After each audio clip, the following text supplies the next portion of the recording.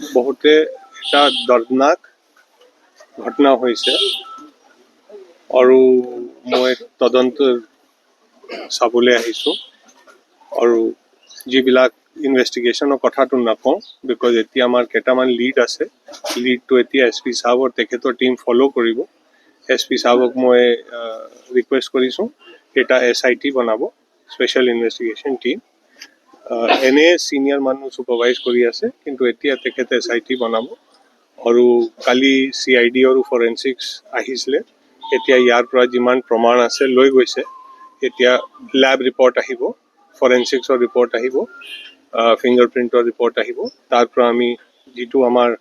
সন্দেহ আছে বা আমাৰ মনত কথা আছে সেইটো ওলাব চ' যেনেকৈ মই কৈছোঁ এইটো বহুত দৰ্দনাক ঘটনা এইটো সমাজত হ'ব নালাগে কিন্তু কিবা কাৰণে হৈছে এতিয়া কি হৈছে কি নাই এইটো গোটেই তদন্তত কথাটো ওলাব